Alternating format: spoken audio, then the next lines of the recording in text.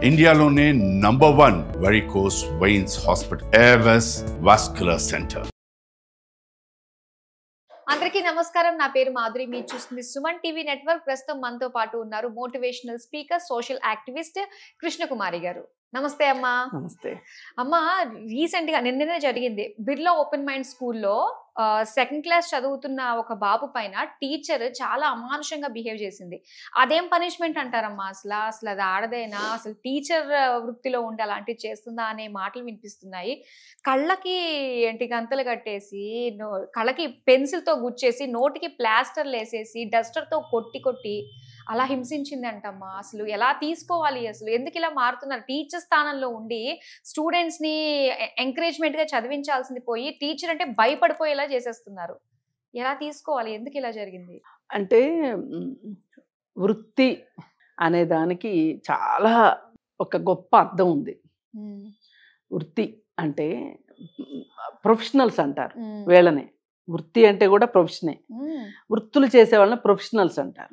ఈ ప్రొఫెషనల్స్ లోకి ఎవరు వస్తారు? టీచర్లు, ఇంజనీర్లు, డాక్టర్లు, లాయర్లు ఇలా వస్తారు. అయితే వీళ్ళకి వేరే ఉద్యోగస్తుల కన్నా కూడా వీళ్ళపైన కొన్ని ప్రత్యేకమైన బాధ్యతలు ఉంటాయి. పైగా మీరు గమనించండి, ఒక ఆఫీస్లో ఒక అకౌంటెంట్ని అకౌంటెంట్ అనే అంటారు. అదే ఒక టీచర్ని టీచర్ అంటారు, టీచర్ గారు అంటారు. డాక్టర్ని డాక్టర్ గారు అంటారు. ఇంజనీర్ని ఇంజనీర్ గారు అంటారు. లాయర్ గారు అంటారు. అంటే మామూలు ఉద్యోగాల కన్నా ఒక ఉన్నతమైన స్థానము ఈ వృత్తులకు ఇవ్వబడ్డాయి. ఆ వృత్తుల్లో మరీ ముఖ్యంగా టీచరు, డాక్టరు అంటే ఇంకా మరీ అసలు మనం అందరి మీద లేని బాధ్యత వీళ్ళ మీదే. ఎందుకు అంటే అందరికీ ఇవ్వని గౌరవం వీళ్ళకి ఇస్తున్నాం కాబట్టి బాధ్యత కూడా ఎక్కువే. ఆ బాధ్యతను వాళ్ళు ఖచ్చితంగా నిర్వర్తించాలి. ఈ టీచర్లు అనేవాళ్ళు చిన్న చిన్న పిల్లలు, ఈ nursery, LKG, UKG, 5th class వరకు, ఈ 5 క్లాసుల వరకు టీచర్లు అమ్మని మరిపించాలి. ఇప్పుడు వీళ్ళు అసలు కొంతమంది టీచర్ కోసం స్కూల్కి వెళ్ళే పిల్లలు ఉంటారు, తెలుసా మీకు? అలానే ఉంటారు. అసలు పైగా ఇంకోటి ఏమంటారంటే మా టీచర్ చెప్పింది కాబట్టి కరెక్ట్ అంటారు. అంత గుడ్డిగా ఫాలో అవుతారు.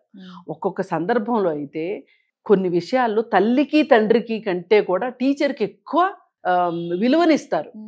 మా టీచర్ చెప్పింది కాబట్టి కరెక్ట్, మా టీచర్ చెప్పింది కాబట్టి చేస్తా.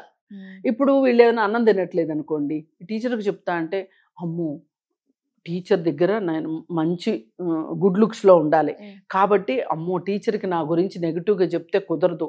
అందుకని గబగబా అన్నం తినేసే పిల్లలు, అల్లరి చేసే పిల్లలు అల్లరి మానేయడం, ఇవన్నీ ఉంటాయి. అంటే టీచర్ వృత్తి ఎంత గొప్పదో ఆలోచించండి.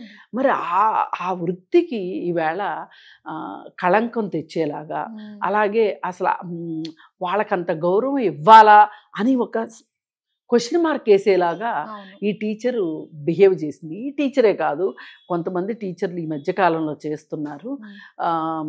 ఈ డే కేర్ సెంటర్లో పిల్లల్ని అప్పగించితే కూడా ఇలాగే చేస్తున్నారు.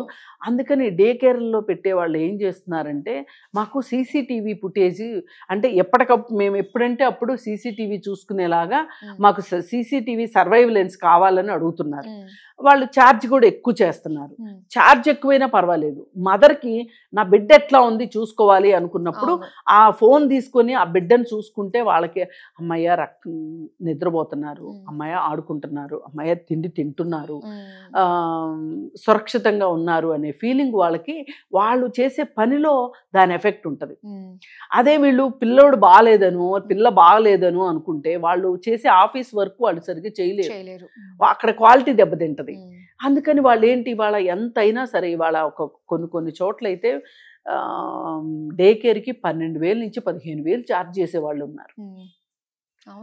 ఎందుకు అంత ఎందుకు ఛార్జ్ చేస్తున్నారు అంటే, ఈమెకు 1,00,000 రూపాయలు వస్తాయి అనుకోండి నెలకి, ఈమె ప్రశాంతంగా పని చేసుకోవాలి అంటే ఒక 15,000 గురించి ఆలోచించకూడదు. మరి అందుకు సిద్ధపడి వాళ్ళు చేసేటప్పుడు 15,000 ఇచ్చినా సరైన సేవ అందలేదు అనుకోండి, కోపం వస్తుందా రాదా? బాధ వస్తుందా రాదా? అందుకోసం ఏంటి అంటే ఈ స్కూళ్ళకి పంపించేటప్పుడు పిల్లల్ని స్కూల్కి పంపించినా లేదు డే కేర్ సెంటర్కి పంపించినా సురక్షితమైన వాళ్ళ చేతుల్లో ఉన్నారు మన పిల్లలు అంటే మనకు వచ్చే ధైర్యమే వేరు.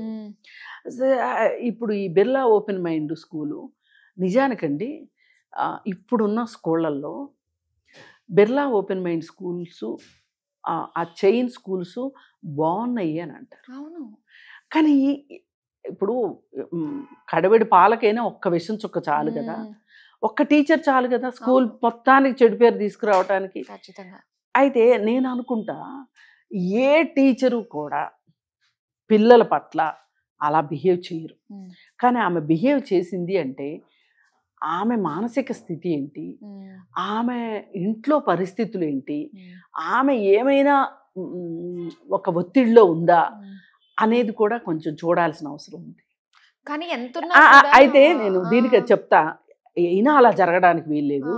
అందుకని మనం ఏమంటున్నాము, పిల్లలు ఒత్తిడి ఎదురు లేకుండా ఉండాలి, ఒత్తిడిని తగ్గించాలి అంటే పెద్ద పెద్ద స్కూళ్ళల్లో మైండ్ఫుల్నెస్ అని చెప్పేసి చేస్తుంటారు. ప్లస్ సైకాలజిస్టుల్ని కౌన్సిలర్ని పెట్టమని చెప్తున్నాం. ఏది శ్రీ చైతన్య ఇట్లాంటి వాటిల్లో.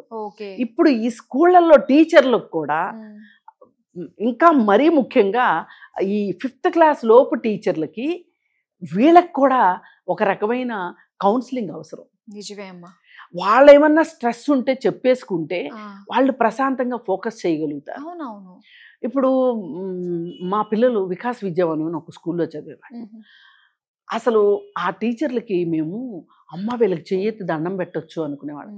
ఒక్కొక్క పిల్లల్ని ఇద్దరిద్దరు పిల్లల్ని ఇంట్లో ఎంతో కొంత కోపపడకుండా, ఎంతో కొంత మనం ఇబ్బంది పడకుండా వాళ్ళు ఇబ్బంది పడుకోకుండా పెంచడం అనేది జరగదు.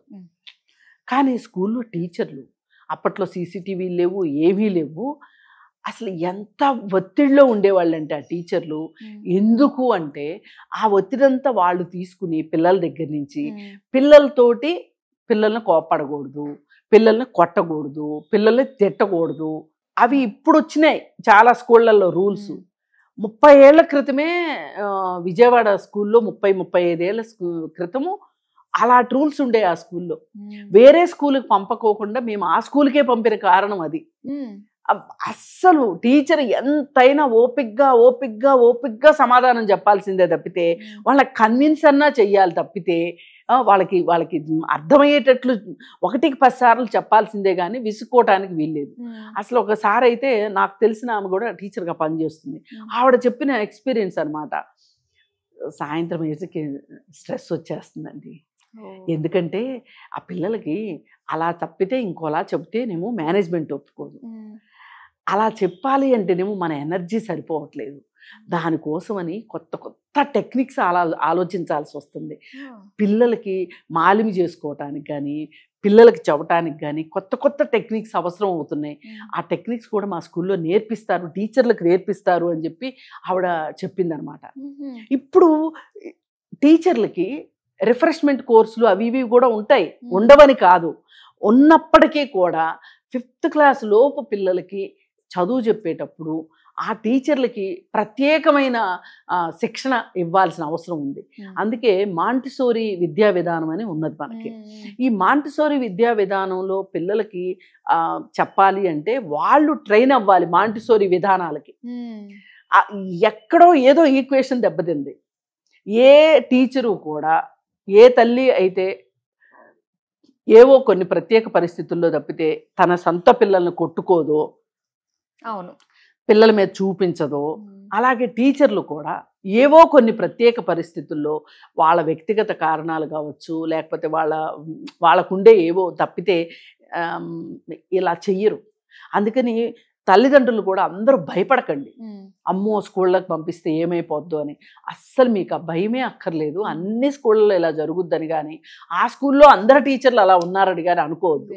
ఇప్పుడు ఏమవుద్దంటేనండి, ఆ స్కూల్కి ఎంత మంచి పేరు ఉన్నా కానీ ఒక్క విషయం వచ్చేసరికి అంతా నెగిటివ్ అయిపోయింది కదా ఇప్పుడు. అందుకని నేనేమంటున్నానంటే ఇట్లాంటివి త్వరగా స్ప్రెడ్ అవుతాయి. నెగిటివ్ ఎక్కువ స్ప్రెడ్ అవుద్ది పాజిటివ్ కన్నా. అందుకని దయచేసి తల్లిదండ్రులు కూడా అర్థం చేసుకోవాల్సింది ఏంటి అంటే, టీచర్లని మీరు మరీ రాక్షసుల్లాగానో లేకపోతే అందరు టీచర్లు ఇలా చేస్తారని అనుకోవద్దు. అలాగే యాజమాన్యాలు కూడా గుర్తుంచుకోవాల్సింది ఏంటి అంటే, ఇంతంత ఫీజులు కట్టి ఆ తల్లిదండ్రులు మీ మీద నమ్మకంతో మీ దగ్గరకు పంపిస్తే మీరు మీ టీచర్, ఇప్పుడు ఒక టీచర్ అనే కన్నా స్కూల్నే అంటారు. ఇప్పుడు ఆ టీచర్ పేరు ఎక్కడన్నా బయటకు వచ్చిందా? లేదు, స్కూల్ పేరు బయటకు వచ్చింది. అందుకని ఏంటంటే యాజమాన్యాలు బాగా జాగ్రత్త తీసుకుని ఆ టీచర్లకి మీరు స్పెషల్ ట్రైనింగ్స్ ఇప్పించి, ఈ మాంటిసోరీ టైప్ ట్రైనింగ్స్ కావచ్చు, లేకపోతే పిల్లల్ని ఎలా అసలు అంటే అజమాయిషీ చేయటం అని కాదు, ఎలా దారికి తెచ్చుకోవాలి. అందరూ ఒకలా ఉండరు పిల్లలు, మొండి పిల్లలు ఉంటారు, అలా రకరకాలు ఉంటారు. ఆ పిల్లలతో ఎలా మనం ప్రవర్తించి వాళ్ళని సరి అయిన మార్గంలో పెట్టాలి అనే దానికి వాళ్ళకు కూడా కొన్ని ట్రైనింగ్స్ అవసరం అవుతాయి. మీరు అలాంటి వాటి మీద శ్రద్ధ పెట్టి, అలాగే టీచర్లకు కూడా కౌన్సిలర్ ఒకళ్ళు ఉంటే గనక వీళ్ళు వెళ్ళి టీచర్లు కూడా వాళ్ళతోటి ఏదైనా చెప్పుకోవటానికి అది ఉంటుంది. ఇట్లాంటి వాటి వల్లనే మనం మార్పులు తీసుకురాగలం తప్పితే అనవసరంగా ఇప్పుడు ఒక పెద్ద మీడియా పబ్లిసిటీ అయిపోయింది మంచి కన్నా అది. అందుకని ఇలాంటి జాగ్రత్తలు స్కూల్ వాళ్ళు తీసుకోవాలి. అలాగే తల్లిదండ్రులు కూడా భయపడక్కర్లేదు అని చెప్పదలుచుకున్నాను. నిజంగా చాలా బాగా చెప్పారు. ఏదైతే మీరు చెప్పారో పిల్లలకి ఎలాగో మైండ్ఫుల్నెస్ ఇస్తున్నారో క్లాసెస్, టీచర్స్ కూడా నిజంగా ఇలాంటివి ఉంటే ఎక్కడ వాళ్ళు క్లియర్ అయిపోతుంది, మైండ్ ఫ్రెష్ గా అనిపిస్తుంది వాళ్ళకి కూడా. చాలా మంచి విషయాలు మాతో పంచుకున్నందుకు థ్యాంక్ యూ సో మచ్ అమ్మ.